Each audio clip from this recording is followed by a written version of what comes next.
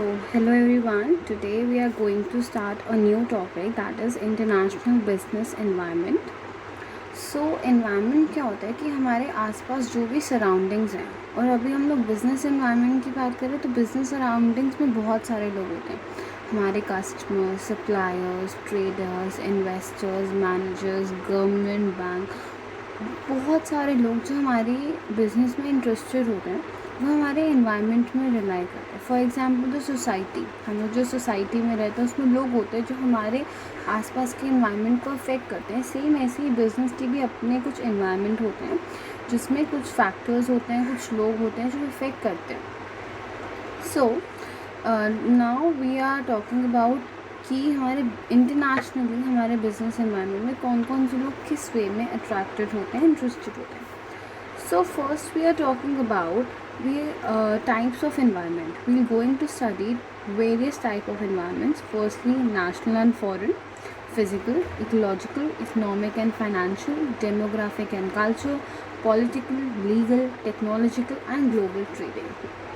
So now we'll study one by one. Okay, so first one is national and foreign. So we have two type of people. If we talk about micro and macro, these two terms have a very basic meaning which we all are well aware that micro means on a short duration. For example, we already studied in economics that if we are talking about the one particular company or one thing, then we talk about the micro, or the individual state we are talking about the micro. But if we are talking the whole industry as a whole, then we talk about the macro.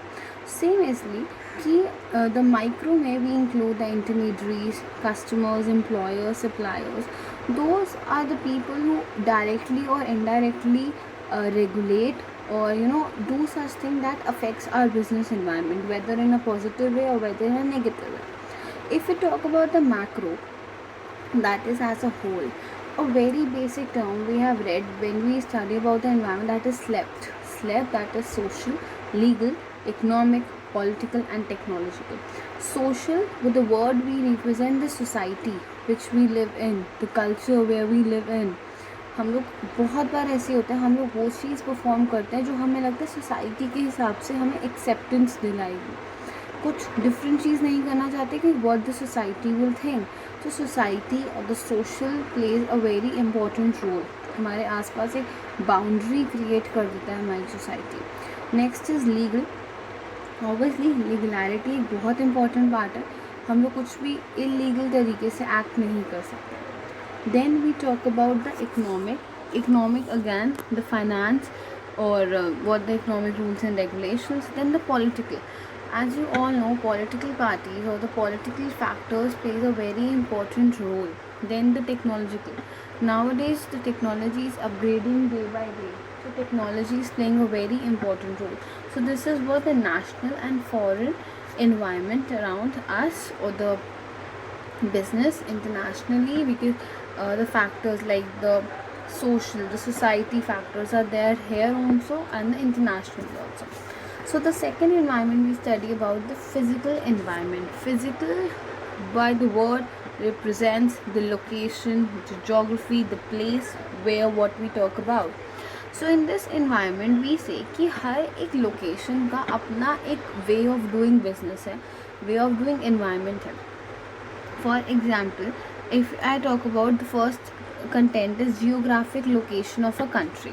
अगर मैं geographical की बात करूँ तो if I take example कि अगर मेरी country, मैं उस country से trade कर रही हूँ जहाँ जो land bounded है, मतलब जिस country के आसपास सिर्फ land ही land है, और मुझे वहाँ सामान पहुँचाना है जिस country में पूरा का पूरा वाटर से वो बाउंडेड है, मतलब वाटर के बीचों बीच है वो कंट्री, यू कैन से.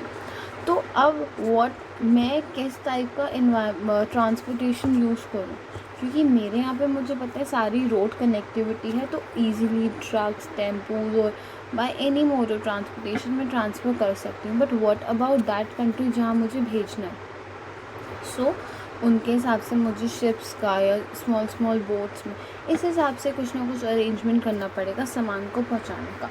सो फिज़िकल एनवायरनमेंट, लोकेशन आपकी कहाँ है, वो बहुत इम्पैक्ट करता है आपकी एनवायरनमेंट पे. Next we talk about the natural resources. Natural resources का मतलब क्या है कि मैं जिस कंट्री में हूँ, मैं जो कुछ प्रोड्यूस कर रही हूँ मैं जिस कंट्री में होते हुए, उसमें क्या ऐसे नेचुरल रिसोर्सेज हैं और मुझे ऐसे नेचुरल रिसोर्सेज यूज़ करने हैं जो अगर मैं अपने बेनिफिशियल के लिए, अपने बिजनेस पर्पज़ के लिए यूज़ भी कर रही हूँ, बट मैं जो माई कंट्री है उसके रिसोर्सेज को I am not shifting the resources. I can say कि मेरे पास सफिशेंट है हमारी कंट्री के पास उन रिसोर्सेज का, और जो एक्सेस है सिर्फ वही चीज़ हम एक्सपोर्ट करें। This is were natural resources.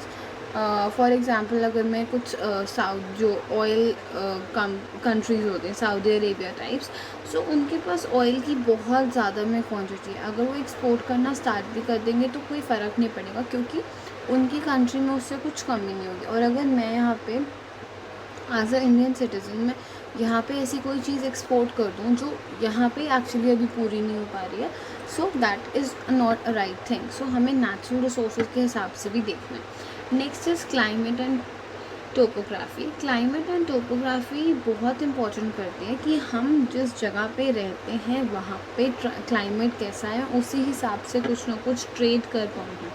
For example मेरी कंट्री में ऐसा इन्वायरमेंट है जिसमें वीट राइस बहुत अच्छी क्वांटिटी में ग्रो कर सकते हो, बट माइट भी ऐसा कुछ हर्ब्स या इंग्रेडिएंट्स होते हैं या कुछ ग्रेन्स होते हैं जो इंडिया में नहीं ग्रो पाते, बिकॉज उन्हें बहुत ज़्यादा आइलैंड टाइप की उन्हें स्नो चाहिए होती है, ऐसा कुछ डिफरेंट इन्वायरमेंट चाहिए होता है, डिफरेंट क्लाइमेट चाहिए होता है, या इतनी साइज़ नहीं है क्योंकि इंडिया में we have a limited space for all this purpose, क्योंकि लोगों पॉपुलेशन बहुत ज़्यादा है, पर बाहर ऐसा कुछ नहीं है। सो उस हिसाब से साइज़ क्या है, लोकेशन क्या है, किस क्लाइमेट में होता है, तो ये सब कुछ बहुत इम्पैक्ट करता है। So the next environment that is a ecological environment. Ecological environment plays a very important role. जैसे कि हम लोग अपनी सराउंडिंग से बहुत जल्दी अफेक्ट हो जाते हैं। सो व्हाट हम लोग अपनी सोसाइटी से बहुत सारे बेनिफिट्स लेते हैं, इन रिटर्न क्या एक्चुअली में हम अपनी सोसाइटी को कुछ दे रहे हैं। So very important term that we start is a corporate social responsibility. Although it's not compulsory कि सबको ये चीज़ करनी है, but as a normal citizen अगर हम लोग नेशन से बहुत चीज़ें अडेप्ट कर रहे हैं अपने अंदर, तो इट्स आवर प्राइम ड्यूटी कि हम लोग भी उस नेशन के लिए कुछ करें। सो इट्स लाइक कि बहुत सारे ऐसे स्ट्रिक्ट लॉज हैं for society. If you talk about कि जर्मनी में बहुत सारे स्ट्रिक्ट लॉज हैं कि आप वेस्ट डिस्पोज नहीं कर सकते हो, सॉइल कंट्रोल आपके पास नहीं होगा, एयर को गंदा नहीं कर सकते हो, आप कुछ ऐसे केमिकल्स नहीं फैक्ट्री में यूज़ कर सकते हो जिससे एयर पोल्यूशन ज़्यादा हो, एंड बहुत सारी ऐसी चीज़ें। सो ये चीज़ें हम लोग सोसाइटी के बेटरमेंट के लिए यूज़ करते हैं। Next we talk about economic and financial. So there are types. For example, first is capital, socialistic and mixed.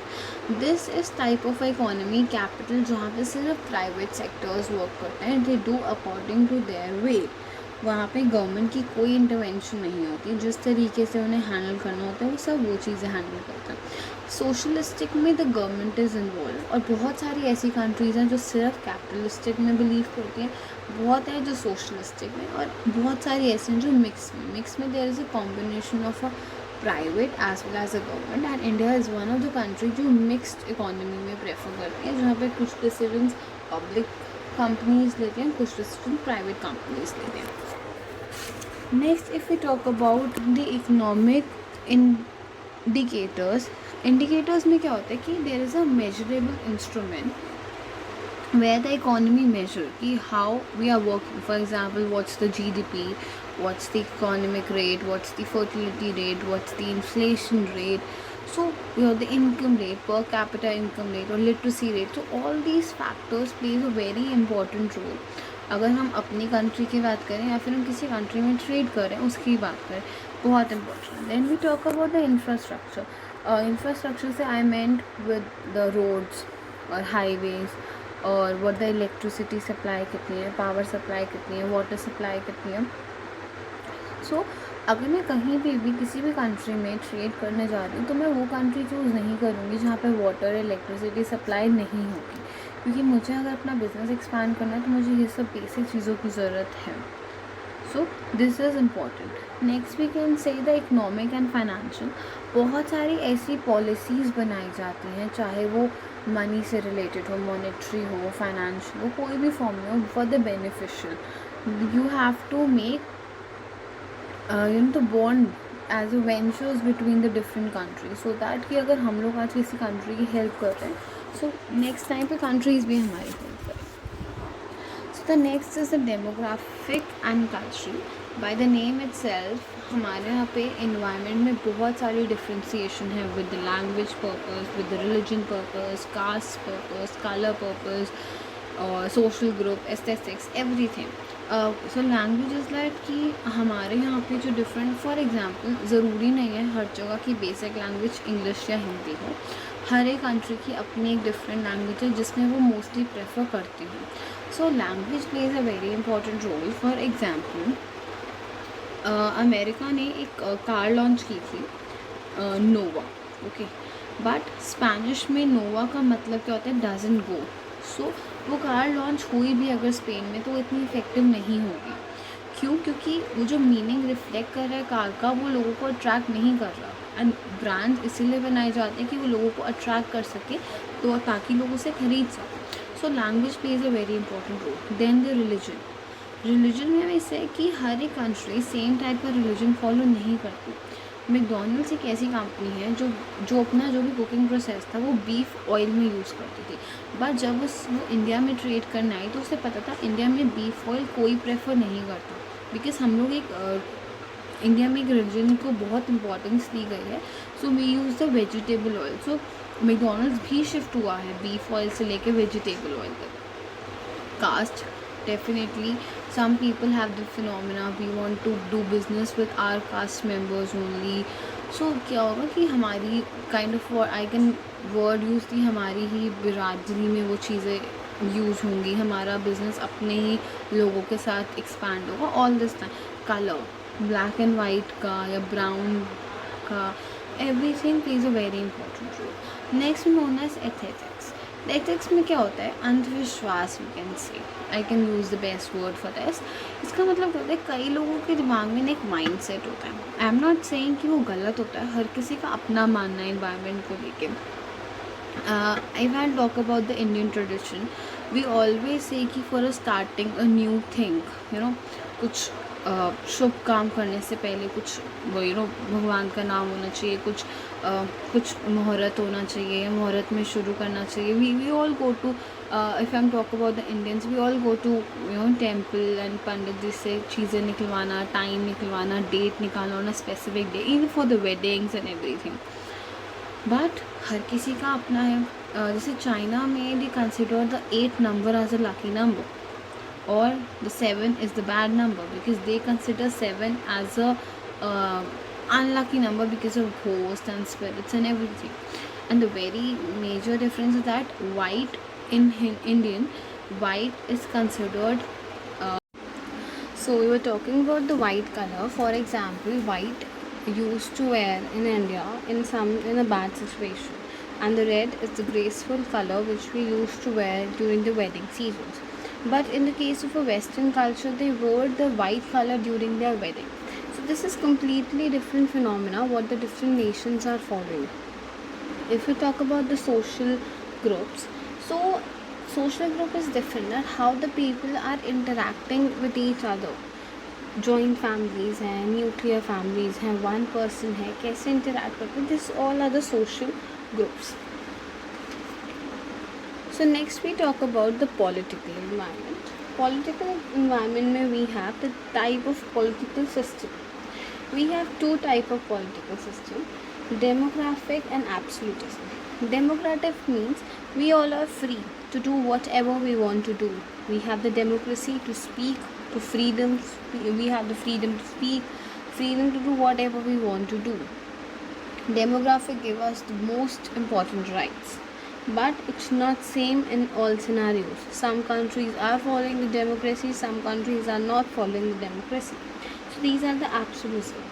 So each country believe their system or the way of dealing their customers, their countrymen is completely different. Next we talk about the political risk. First we have the confiscation. This is the one when we are trading with the different country. So environment की basis पे लेते हैं, हमें उसकी political terms पता होनी चाहिए कि वो कंट्री डेमोक्रेसी को ज़्यादा इंपॉर्टेंस देती है या फिर नॉन डेमोक्रेसी को ज़्यादा इंपॉर्टेंस देती है. रिस्क कैसे हो सकते हैं? First we talk about confiscation. इसमें क्या होता है कि जो भी कंट्री होती है, for example I set up my country in any XYZ country, so वो कंट्री मेरी कंपनी में अपने राइट्स बनाना शुरू कर देगी just for the sake of interference and without compensating anything.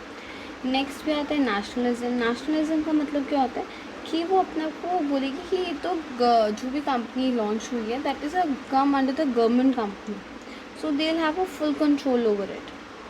Next third we have the expropriation, that is they pay a little compensation for that country and they enjoy, and they in fact they pay below the market value and they enjoy all the rights and the benefits from the company. And remittance problem क्या होती है कि वो लोग तो restrict कर देते हैं कि आप यहाँ से फंड्स लोगे ही नहीं, यहीं पे ही आपको रेस करने पड़ेंगे, अपनी कंट्री से कोई चीज़ मंगवा नहीं सकते. तो ये पॉलिटिकल फैक्टर्स जो हैं वो बहुत इंपॉर्टेंट होते हैं, वो ध्यान रखने पड़ता है. Next we have the legal we have legality. Legal laws and regulations हर कंट्री में होते हैं एंड वो हर कंट्री के डिफरेंट होते हैं. ठीक है, तो हम हर दो कंट्रीज़ के हम रूल्स को सेम नहीं बोल सकते. First we talk about the civil law. क्या होता है कि एक लीगल बिहेवियर आपसे एक्सपेक्ट किया जाता है. ये नहीं देखा जाता कि पहले क्या हुआ था क्या नहीं होता, इस टाइम क्या करंट सिचुएशंस हैं वो डिपेंड करता है. Next we have a common law. Common law जो होता है ना, ये इंडिया कंट्री फॉलो करती है. इसका मतलब क्या होता है कि बहुत बार हमने ऐसा सुना होगा कि हम कोई भी ऐसा केस स्टडी करते हैं तो उसमें बोला जाता है कि एज़ पर दिस यही सेम चीज़ इस पर्टिकुलर ईयर में हुई थी, उसमें जो डिसीजन लिया गया था उसी के बिहाफ पे अब भी डिसीजन लिया जाए. This is a common law. Religious law क्या होता है, कुछ ऐसे कम्युनिटीज़ हैं जिनमें अभी भी उनके रिलीजन का लॉ चलता है. वो यही बिलीव करते हैं कि उनकी जो भी रीजन के हिसाब से, रिलीजन के हिसाब से लोगों ने कह दिया वो उनका पर्टिकुलरली लॉ बन जाता है. Next we have a international law. International law क्या होता है कि वो लॉज, वो रूल्स एंड रेगुलेशंस जिसकी वजह से लोग एक दूसरे से इंटरनेशनली ट्रेड करते हैं, काम करते हैं internationally. As I give you the main example is कि USA में मेडिसिन आप बिना प्रिस्क्रिप्शन से नहीं खरीद सकते. एंड लिबिया में एड्स, मीडिया एडवर्टाइजिंग अलाउड नहीं है. सो ये बहुत सारी चीज़ें इंटरनेशनली लॉज जो इफेक्ट करती है. Next we have the technological is कि हमारी टेक्नोलॉजी ने हमारी लाइफ को कैसे अफेक्ट किया हुआ है. मतलब आज हमारी चीज़ इम्पोर्टेंट से इम्पोर्टेंट और छोटी से छोटी चीज़ हमारी टेक्नोलॉजी के साथ कनेक्टेड है. दैट मीन्स कि हम लोगों पे टेक्नोलॉजी ने बहुत इम्पोर्टेंट किया. तो environment plays a very important role technology के केस में. Next we have a global trading मतलब how we are trading. Either it's about the goods, it's about the services, how the country is managing the trade and how much they are trading and giving the best results to the company. Then what the further trades they are following. Might be that trading helps them to increase their GDP or to control the inflation or trade deficit, or I think say the import substitution or promoting more exports and all those things. Thank you.